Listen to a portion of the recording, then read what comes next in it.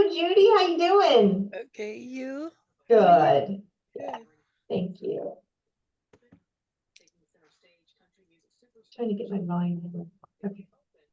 Oops.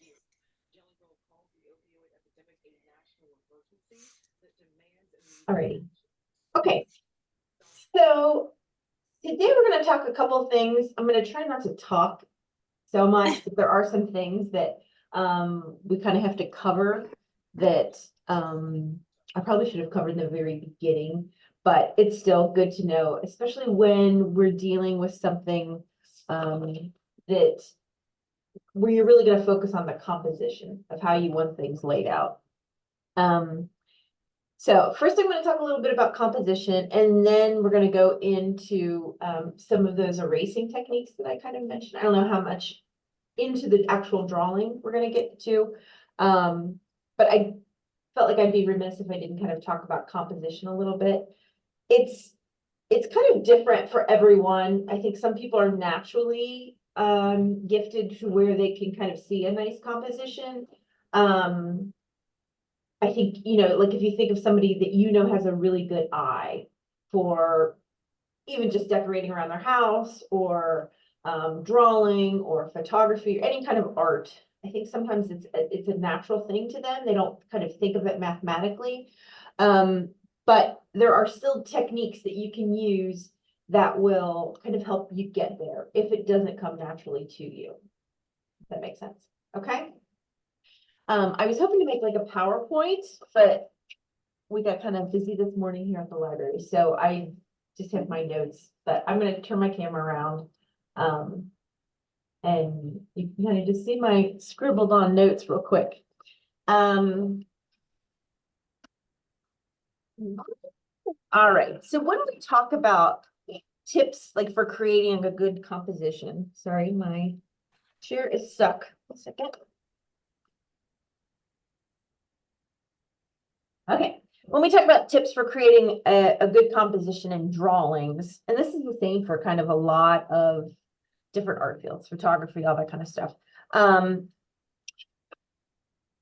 just going to use this example.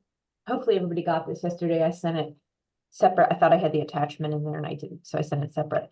But this is what we're going to kind of be working from.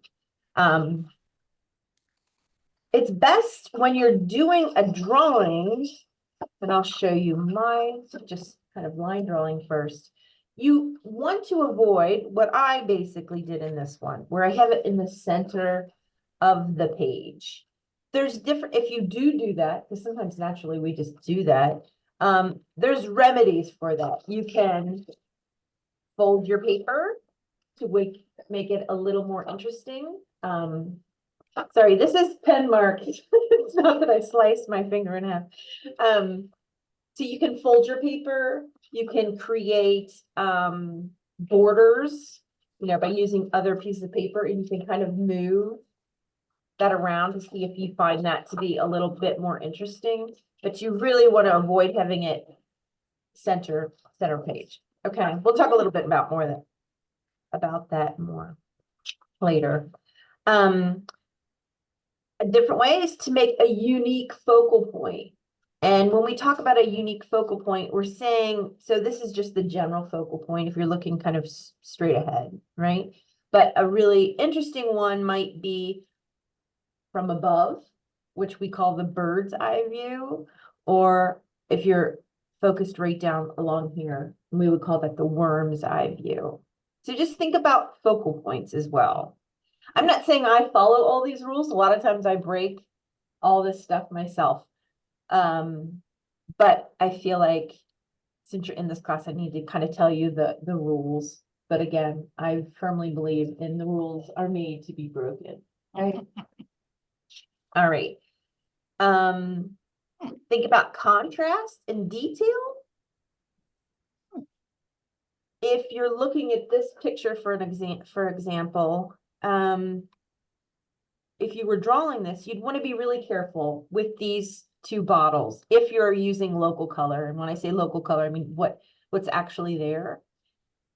Because these two bottles would very easily blend into looking like just one piece actually this whole combination here of these blues, while they're beautiful, when you're drawing that, it might not read as much as it does in a photograph like that. So maybe you would use a lighter shade of blue here. Even these bottles could be the exact same shade, but when you're drawing it, you might want to change the contrast a little bit, just so there's some separation there. And I've talked about this before. I had a teacher and she always like harped on me about like, watch your edges. And I never knew what she was talking about.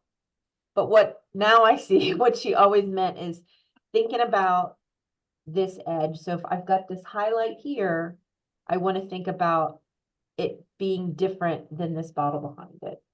So just when you're drawing it or painting it or anything like that, just think about those edges, right?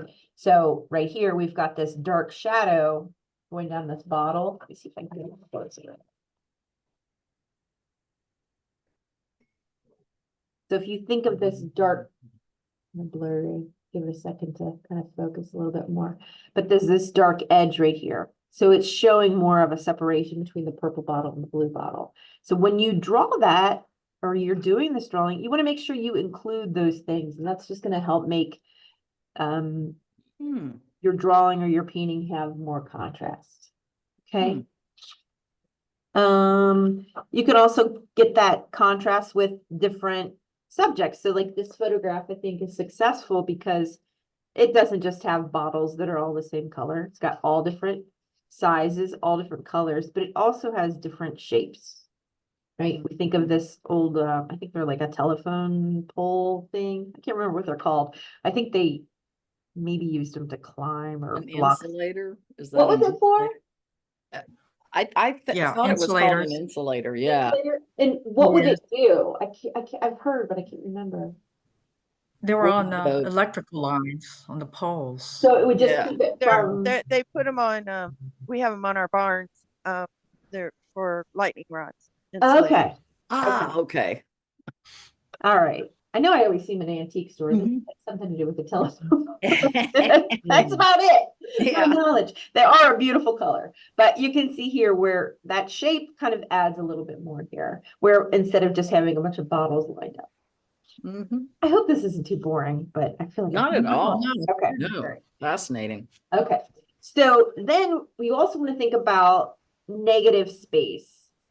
Right, so here's the little drawing of this tiny little bunny or animal, whatever it is, right? But we still have this entire section of area that's the viewer's going to see, right? Lots of space there. And we're, in fact, when you're looking at it, if you're trying to think about what is the star of the show, it's not the bunny, it's actually all this space around it. Right now, that could be exactly what you had intentioned, right? But and if it was, that's great, it worked. But if it's not, then this is considered like a mistake. But I love sometimes this in drawings and paintings. In my house, I have this beautiful print of a little windmill, and it's got this huge blank space around it, and I love it. I absolutely love it. And it's huge. It's really big. So in a way, the negative space works for that object because it is little. But if that's, I think a lot of times when people are first starting to draw, and you'll notice it with kids too, that you're saying, okay, we'll draw a bunny, and they'll draw this little bunny over here, and they've got all of this empty space that kind of takes away. All right. But if it's intentional, it can really work. Okay. All right. I already talked about contrast. So not only can that contrast come in the objects, it can come from color, lots of different ways. So you can think of it in big and small, right? So you've got like some of these bigger bottles with that small object. The shapes, the colors. When you're we're gonna, do some shading with our drawing. Dark and bright. You could even mess around with your materials. You could make something look shiny, or it can look matte, right? So on this, we're gonna really try to make these look like glass. And the way we're gonna focus on that are paying attention to all these highlights. And I think if you can understand anything when you're learning to draw, it's to see the light. Sounds kind of funny, but if you don't see the light in this, I think your drawing's never gonna go over a certain level. And I remember the very first time I finally saw light, I was drawing on my bed, laying down, drawing on my bed, and I finally saw like the highlights. And what I mean by that is, say we're just focused on well, that's a harder one to see. This purple bottle here, right? When you're first learning to draw, you probably won't see the highlights. You just see the shape. You would just draw it like a line drawing, okay? But when you get more developed and you start to know to look for lights and darks and all that kind of stuff, you'll see this highlight one across here and right here. And then the darks, all those kinds of reflections and shadows. And when you start putting that in your work, that's when it's really going to start kind of coming together for you, I think. All right. Then you can also have contrast by thinking about like the theme of your work. Still life, motion, and compared to motion, scary things and babies things, all that kind of stuff. So there's also all that kind of stuff. When we talk about rhythm and work, that's a little harder to kind of explain. It's kind of a visual shortcut for our brain. When we see a fence going into the distance, it's not like you need to know that every little, or you don't need to draw every bit of that fence, right? Your mind's just going to kind of know to kind of carry that. And a lot of times you can use that fence line to guide someone's eye into like your focal point, if that's something that you wanted to do. It could be, another example is like a row of flowers. You don't have to draw every last row or every last flower in there. Your mind's just going to kind of go there. All right. And then lastly, there is the rule of thirds. It would be as if I took this and I was trying to think of my composition and I divided it up into 3 lines. So I have another copy of this. I can just do this. And you don't have to use a ruler. You can if you want, but a way to do that. And this would be do on some thumbnails, but I'll show you just here. And you're dividing up. So you want 3 horizontal lines. Oops, I didn't do 3. I didn't do 3 evenly, but anyway, you'll get the idea. 3 horizontal lines and then 3 vertical lines. It's all wrong. But your eye will make its focal point on those sections right where they connect. Okay. Really messed that up. But it's the rule of thirds. So 3 horizontal parts and then 3 vertical points. And you want to place your most important object in those areas. All right. This is something that I never ever do, but you should. If I'm, I'll tell you, I'm just going to be honest. I don't do this. If I'm doing a drawing, I just kind of dive right in. But let me get my other drawing up. You should maybe get into the habit or think about getting into the habit of creating thumbnail sketches if you want to kind of work on your composition. And they don't need to be elaborate. They can just be very rough, not any kind of real sketching involved. And it will kind of get you to get into the habit of seeing a better way. So you could do this, draw this photograph and draw each little thing. And by saying that, I'm just gonna sketch this out like, okay, well, I want this bottle here and I want this here. And the telephone pole thingy here, and this bottle here. And you can see I'm not spending a lot of time, I'm just roughing it in. Okay, so that would be one thumbnail. But then I'm like, well, maybe I want to just focus directly on the telephone thingy, insulator, and this bottle. And okay, well, this one, I don't want to have it dead center. So I want to go over here a little bit and sketch this out. And then I'll have my bottle over here. Like that. Do I like that? Or maybe I just want to do this grouping here. Maybe a little more centered. Bottle up here, another one here. And what this does is it gives you, before you're kind of in too deep, it gives you a chance to see, like, do those work together? Which one is more interesting, right? And you can go through all different lines. You can practice with different colors, different shading techniques, all that kind of stuff. Okay, so that's just another way of doing that. All right, any questions about composition? No. No. All righty. So now we can get into more of this erasing concept. So if you want to kind of practice, so I went ahead and sketched out my line drawing here. If you'd rather like start picking your composition while I'm talking, that's totally fine. Or if you want to just kind of watch this demonstration, feel free. It's up to you. All right, so I created just a band of color with some red and some yellow. You don't need to do this. I'm just going to show you the different erasing techniques. So when you get a kneaded eraser, if you have a kneaded eraser, if you think about getting one, a lot of times they'll come in just like this flat little square. I'm sorry, my hands look so terrible. I swear, they don't look this bad in person. They're not good, but they don't look this bad. It looks like I aged like 50 years. Oh, Lots God. of freckles, and they seem to be popping up on here. Anyway, it'll come like this when you see it.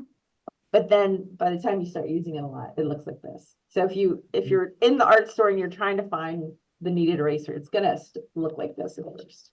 It could be smaller too. All right.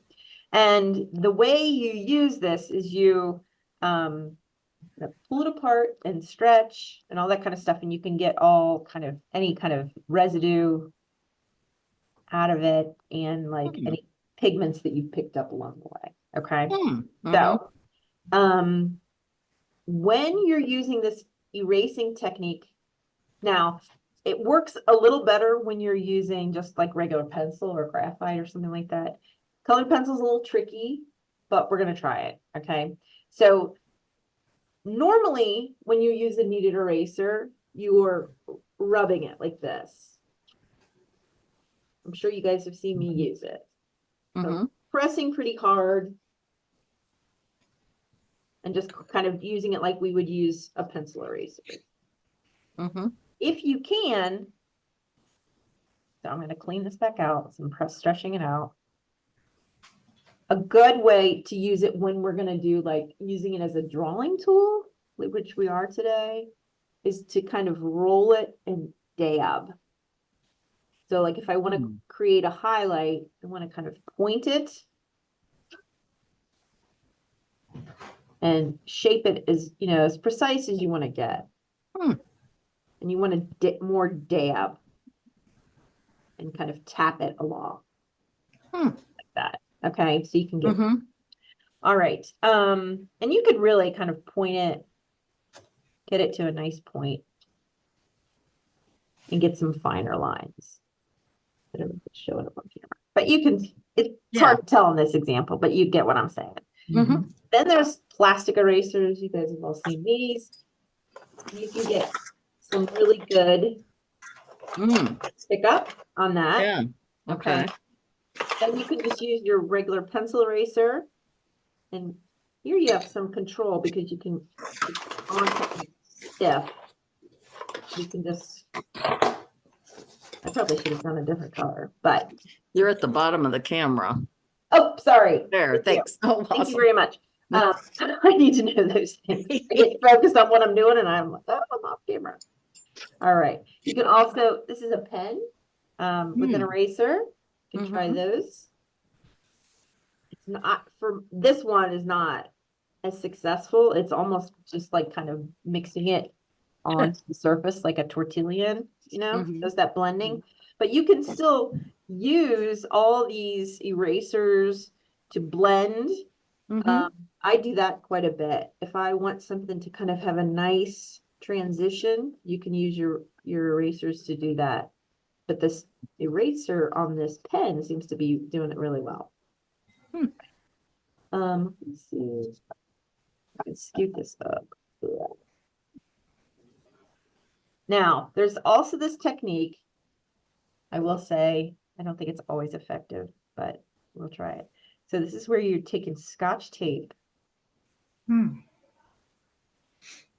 I think it's more effective with like charcoal or graphite or chalk pastels or soft pastels. And you can put it on your surface, rub it. We'll see if this works. And you can pull some up. You'll see it's not taking terrible too much, but you can also, I'm going to go on this darker side. You can go along here and you can take like a sharp object, maybe an X-Acto knife, and you can kind of rub into the tape. And sometimes you can make some marks. We'll see. Oh, wow. Yeah, and you can, it's hard, I can tell on the camera, you can't really see it all that well, but you can see that I picked up quite a bit with. Okay. You could also just take your X-Acto knife right onto the paper and make some sharp marks. You want to make sure you have pretty good quality paper, a thick paper, before you start doing that. But we'll do all these, kind of mess around with these techniques when we start to do our drawing. Okay. You can also use some solvents. I don't have any of those here. Just because I don't really have anything that's odorless, and I couldn't do that here at the library. But you can kind of experiment. Probably before the end of this quarter is up, we'll try some with some solvents, and you can get, you know, there's lots of different things you can try. Rubbing alcohol, odorless mineral spirits. There's something called Gamsol, I think it's called. I'm not sure the name. And then or even just nail polish remover. But some of those things will like give a weird color to your paper. So I don't want someone to use a lot of it and then be like, oh, it ruined my drawing. But we'll kind of experiment it. I think since it's cheap for everyone, maybe the nail polish remover we'll try. Okay. And you don't have to use it because, you know, I think it's good to be careful with all some of those things that have fumes, just like that. Okay. So back to our little drawing here. So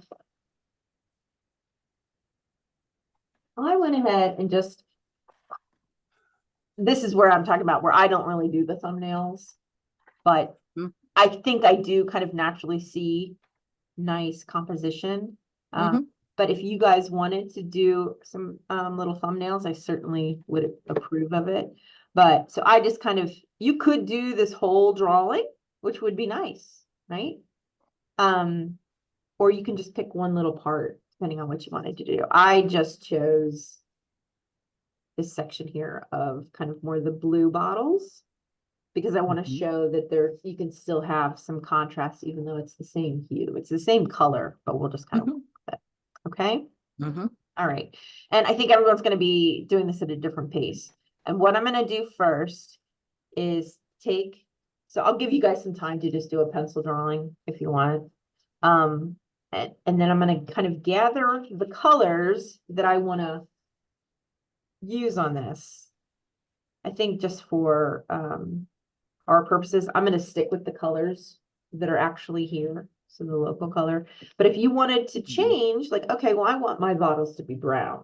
That's totally fine. Because what we're really thinking about are those highlights when we draw it. So go ahead and do your drawing the way you want. Pick whatever composition you want. Get that started, and then I'm gonna gather my pencils, my color pencils, and I'm just gonna do some flat coloring while everybody's kind of picking and choosing their own.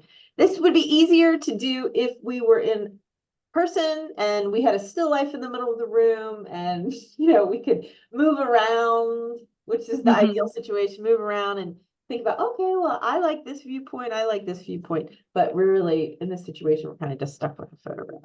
Okay, so go ahead and you can pick your composition, whatever you want to do, or you can do the exact same one as me. And I'm just going to gather my colors.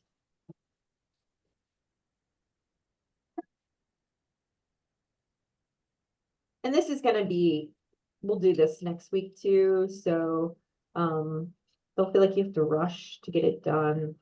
I really appreciated Judy suggesting, okay, we don't have to get everything done in one class. I don't want to make it boring for anyone, but I'd rather you have something you're actually proud of than something that you rush through. Okay. When I do start to draw, and you can just have me as background noise as you're, I don't expect you to be watching every minute of this, but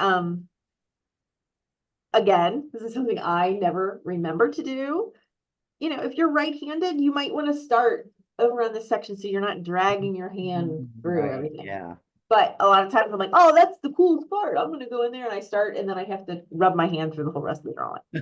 So just things to try and be cognizant of, but it doesn't always work. I'll tell you that. So. Extra blending. Exactly, right? Okay, so I'm just going to start on our little favorite telephone pole insulator, whatever it is, telephone line. And I'm not worrying about the highlights just yet. That's where we're going to use our eraser. So I'm just going to fill in this whole drawing.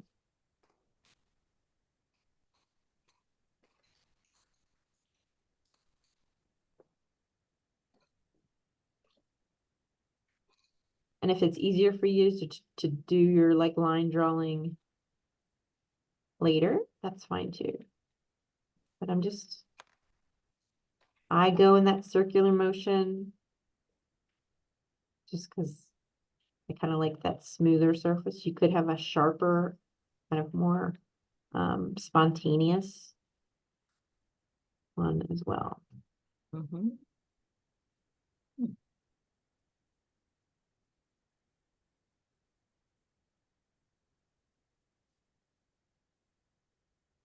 I had a lot of people email me that they were sick. I think something's really going around for sure. Be careful out there.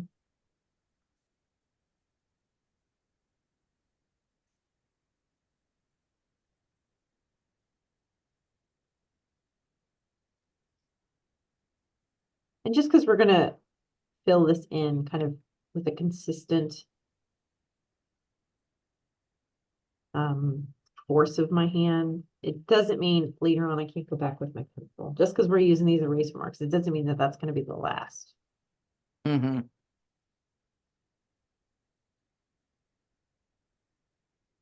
So in the actual picture, I'm gonna bend this a little bit. In the actual picture, this is a very similar color to this, but that's kind of what I'm talking about. When you're drawing, you kind of need to create those bits of contrast. So I'm gonna maybe go with a darker color just to show the difference. That there's two separate objects we're talking about.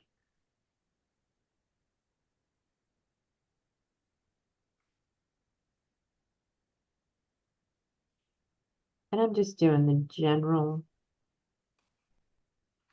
I'm not worried about any details at this point.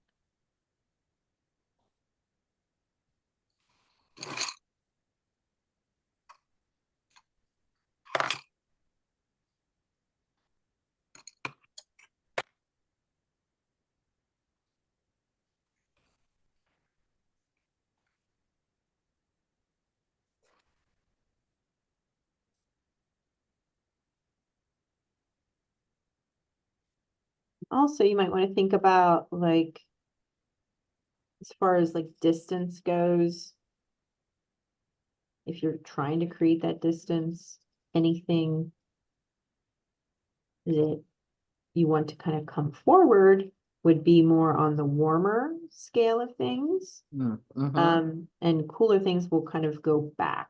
Now, in this case, I'm drawing a bunch of cool things, so it doesn't matter as much. But if, say, I wanted this bottle in front to really pop forward, I could give that more of a red tone. And also, this bottle, if I want that to be my forward focal point, this would have much more detail than anything behind it, right? I wouldn't want tons of detail on this one and this one to not have as much, because it would make sense to your brain. Mm-hmm.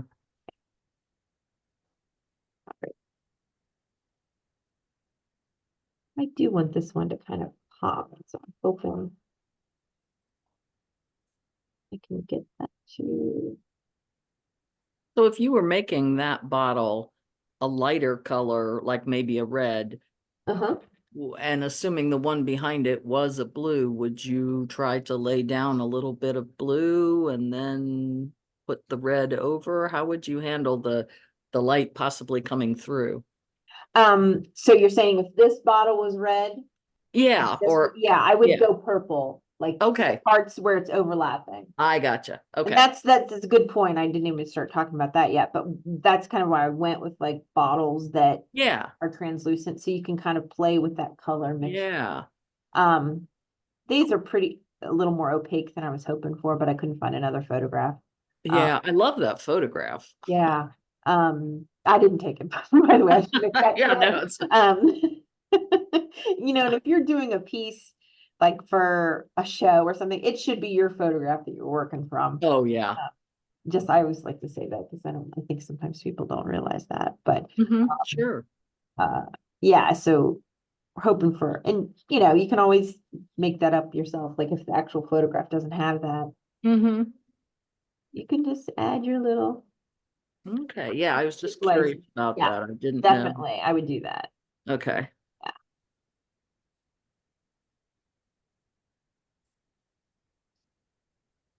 But for now, we're just gonna kind of have these like more Yeah, soft. and they're dark enough that it's not really in play. Yeah, but I think it would make for a more interesting piece. So I'm gonna do that. It's a good point. Mhm.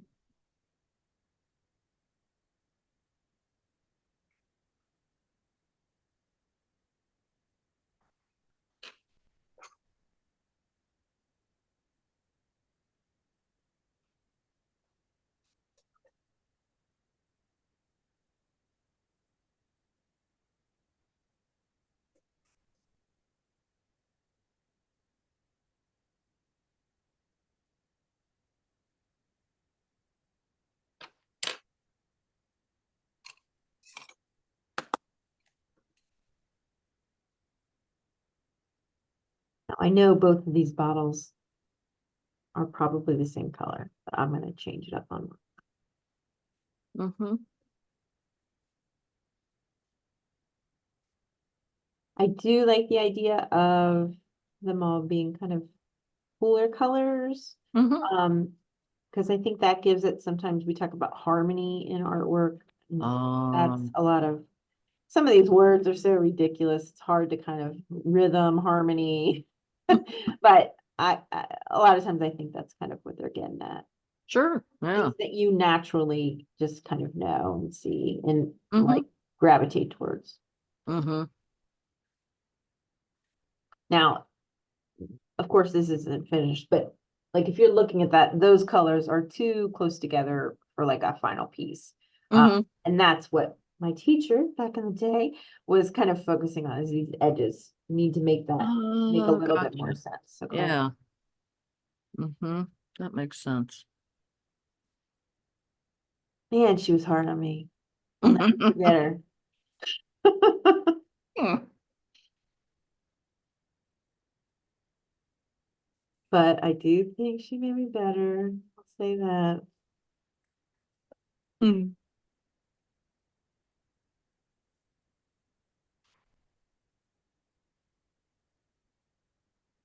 Yeah, these are very close and similar.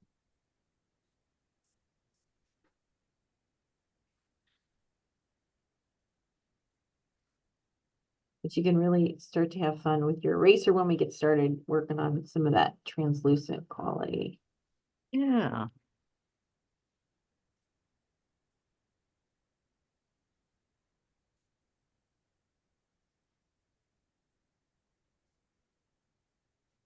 Oh, another thing you can do when you're trying to make something like your composition a little more interesting, you can think about the way the light is hitting. So if you're Hmm. looking at this photograph, I think the light would be coming in this direction, maybe a little bit over here. Hmm. So you can tell that by the highlights, right? Mhm. We know the darkest shadows would be over this way because there's no light coming this way. Mhm.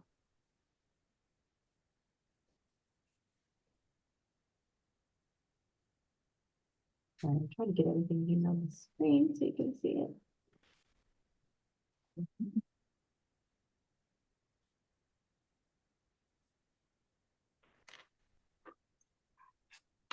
And for now, I'm just using these kind of base colors, but then you can really start to add some beautiful mixtures. Get where you want. Mhm.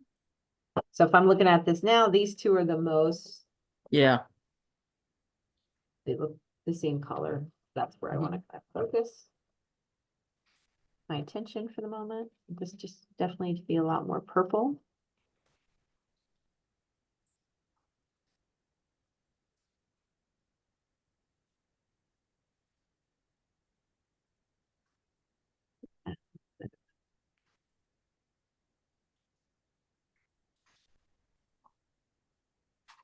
So I'm wanting that to be more purple, so I can just add a little bit more red.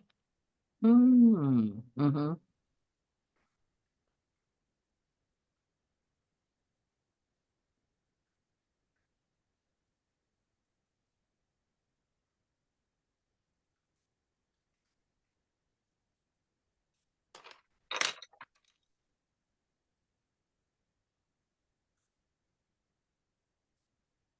It's so hard. The way I draw is a lot of times blocking out those highlights. So to just think of it that I'm just going to do it later. It's kind of hard to get your mind around a little bit.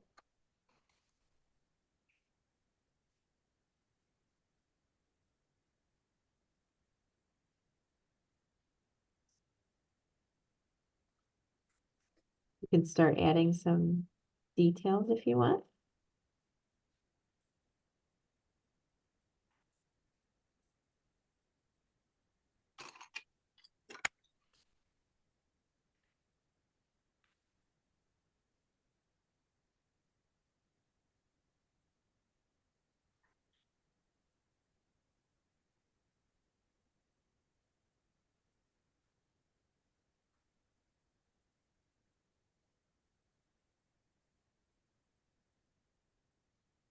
And if you start to find that that technique with an eraser is just kind of not really working for you, try it with just a charcoal or pencil and see Hmm. what happens. It's a little harder with colored pencil, I have found. Mhm. I think I told you guys last week, I don't have one, but there's battery operated eraser. Oh, yeah. I had one years ago Did you? for Yeah. editing, yeah, because when I Oh, would have to, I was married to an engineer and he's like, "Oh, this is an old-fashioned mechanical oh, eraser." And it was like, holy okay. cow, yeah, but it would really get rid of, it would erase. Yeah. Yeah.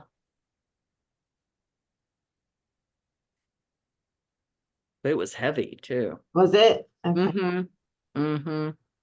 Yeah. And it would just vibrate. So So I know you said that you have done a lot of editing of like some art books and books, stuff. yeah, all kinds of Can you think of some of your drawing. favorites? Oh goodness. Or did you work I for a think certain I think company? every new one I do is my favorite. Uh-huh. Um lots of quilting books, I just did one on needle felting, which was fascinating. Oh, Oh my gosh, the colors and the delicate details that you could bring out. Oh my Yeah. gosh. Yes, it was just gorgeous. Everything I work with editorially, I want to go out and buy all the supplies and do it myself, Yeah, especially when it Well- involves color. yeah. You can come to my house and do the needle felting. Oh, You do a lot of I have all the stuff. So do you really? Oh my oh God. yeah, I totally do.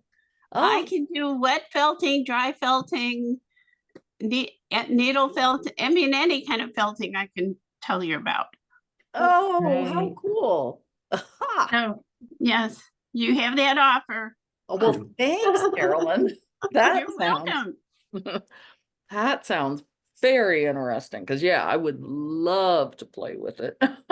No, it really is fun. And you can do very simple things all the way to very complex things. You can start out with just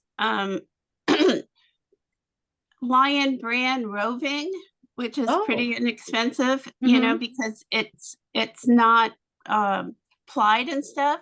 Yeah. And you can take cookie cutters and put it in there and needle felt and have these beautiful Christmas ornaments. Oh, Or wow.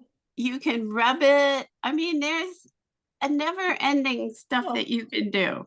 So Oh, I'll interesting. shut up. Oh no, you're fine. You're Don't fine. shut up. I like hearing Shut about all up. that. Yeah. I nailed no, it. really. I think I showed you. Okay. No, yeah, you're in the other class, the art collective, right? No, she's not.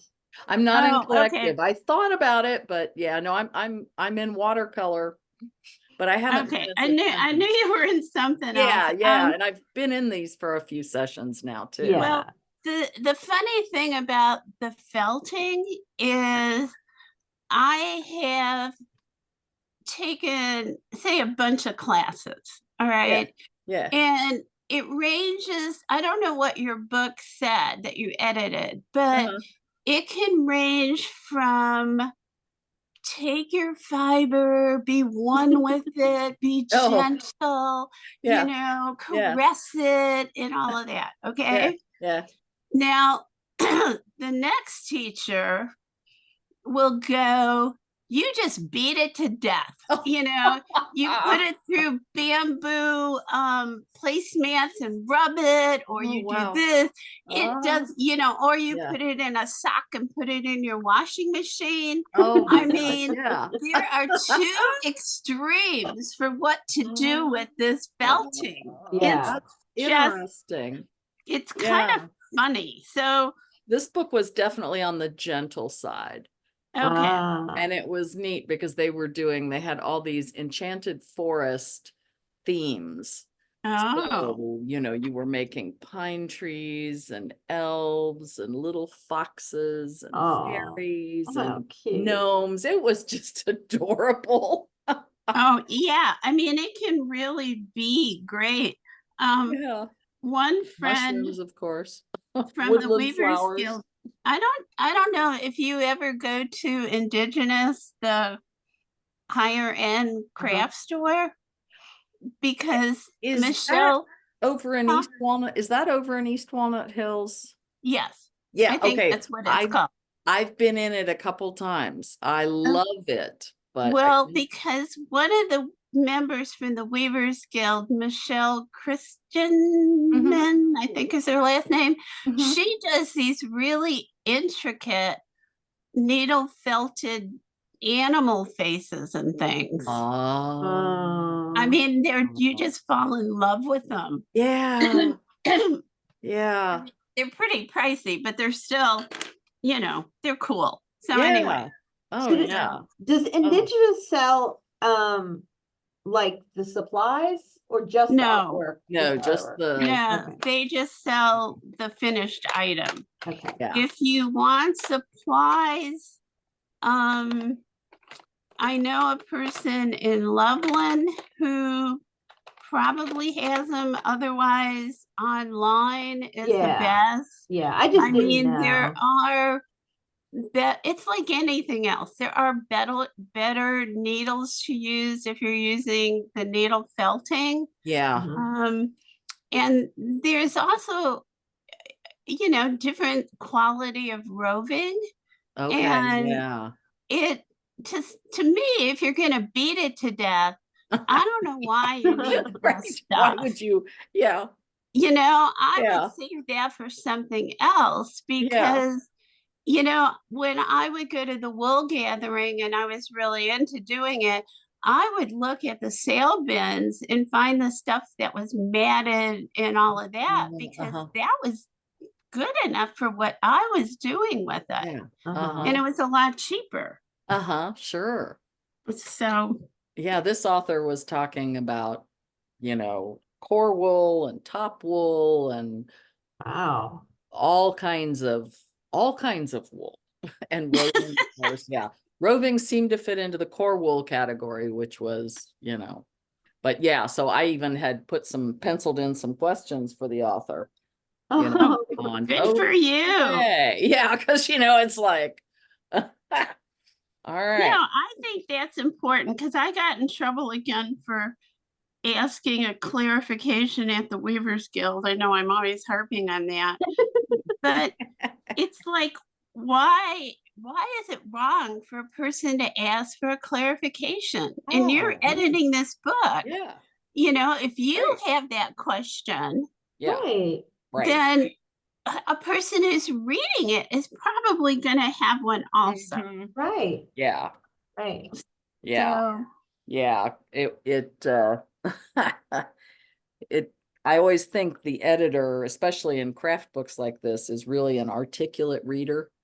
So the editor is like reading it like the crafter would, Sure. and then thinking, well, but now wait a minute, back here you said this, and now you said what? Uh-huh. Which way does that go? Yeah. Or, good for you. I'm, yeah, so I'm that's glad you're catching that because Me too. it does cause confusion in a new Yeah. person. It Oh, does. I mean, yeah. I just kind of said, okay, fine, but I've Right. done it enough. Yeah. So yes, I'm glad you're questioning. Mm-hmm. Yeah, and the really good publishers of these books value that and want that, Uh-huh. But it varies so much. Well, Yeah. And so like for quilting things, it's like I'm always not just, I mean, you're looking at literally like, okay, does this image and this step, would that be what it would look like when I started this step? Or is that the core part of this step? Or does that not make any sense? I've found pictures that were upside down. I'm like, hey, wait a minute. The previous step, we had it this way. Why would I rotate it? Yeah. This is like confusing. It took me a minute to figure out what the hell. You know what? And that takes just a certain kind of person to kind of realize those things. I think Oh, yeah. like, especially if you're an artist and you're so used to doing it, you Yeah. can't always tell someone how to do it, Right. well, that's Yeah. what probably because my son was younger. I mean, anyway, when he was in class, I don't know what grade it was, there was always that assignment to write out how to do something. Uh-huh. Oh, yeah. And that is so harder than you think. Right. Oh, yeah. Because it's in your head. You've done it 9,000 times Uh-huh. and you skip 3 steps because you just are so used to doing it. Right. You just So, make and those that's what some of assumptions. these craft books are. It's like all of Oh, a yeah. sudden there's a quantum jump to Yeah. how did we Right. get here? Yeah. Yeah. One place I find a lot of errors in quilting books is because, of course, the authors are prone to make those kinds of errors because they've made these quilts over and over. Yeah. And this is what they do. So they'll give you the cutting instructions and they'll tell you, you end up with 60 pieces and, 4 of them you're not going to use. And it's like, all right, so I'm going to be using 56. And then you work through the instructions and you're like, wait, I used 53. Wow. And then you go back and you go, are there really 7 surplus? Or, Uh-huh. yeah, so that. Wow. Yeah. So which company are you editing for? I did a ton for F&W, which was in Cincinnati. Right, that's But what I wondered. yeah, they went bankrupt. And now I work with, I'm a freelance. I work with Fox Chapel. I do a lot Oh, with okay. them. I work with DK, which is part of Penguin Oh, Random House. yeah. And I work with Callisto Media, which is now Callisto something else. Oh, Sold okay. I've never some- heard of that one. Yeah, they're in Interesting. California. Yeah. And so I do everything from knitting and crochet through quilting to all kinds of craft. So Interesting. I That's just got so one cool. for yeah, and it's always fun. What did I just get? Oh, I just got one. It's quilting, but it's long arm quilting. So it's all about the patterning of the when you actually, after you finished your quilt top and you're assembling your quilt sandwich, and it's free motion quilting. And I knew that they had a whole wide variety of patterning, etc., but it's fascinating. Wow. Yeah. Do you do quilting yourself? You know, I cannot say I have ever made a quilt, but I have made many mentally. I would adore making a quilt. I would adore it. And now Yeah. I think, I'm getting closer to, I have an empty nest now, and it's like, okay, I'm getting much closer to being able to Yeah. free up. I have a sewing machine that would be perfect, etc., etc. So yeah. Oh. So you'll understand this one. There was a online quilting magazine Uh-huh. that had a section where it would give you a prompt, and then you were supposed to make a knitting, a square. You were Yeah. supposed to finish it. Yeah. Okay, well, that's the thing I love the most. So I Love it. would just send in, 97 of these because I would just go crazy. And Yeah. so the guy who was looking at him Yeah. would pick them. So it's really cool. So of course my ego is Yeah. like, Yeah. really big. Okay, let's be honest. It's really big because oh my God, I'm in the magazine and Woo. my Yeah. diagram. Okay, Yeah. so then he contacts me and he says, well, okay, show me one of your finished quilts Oh, and we'll feature you. And I had to finally say, I don't do that part. right. I just did this part. Yes, I totally get you. Yes. Just do the designing part. Yeah. I thought about it, but that's as far as I get. Uh-huh. Well, I now blew my moment of fame. most of my editing for books on drawing and oil painting and watercolors and pastels and just, all this, most of that was with F&W. And I would dearly love to, work with another publisher who focused in that area. But Yeah, I think everybody was sad when they oh, I know. um When they were sold, yeah. They Yeah. went Yeah. bankrupt. Yeah. That's really interesting. I love hearing about it. Let's see. Okay, so we're gonna I continue. missed all the work on the bottles, but I had fun.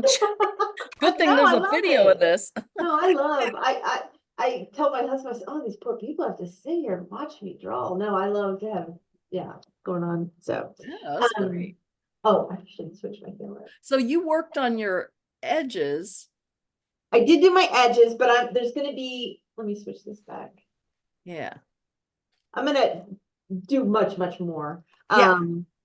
Because when you're doing these bottles, you kind of want to think about these little wavy, you can't really see it in this picture too much, but there's little wavy lines and stuff like that.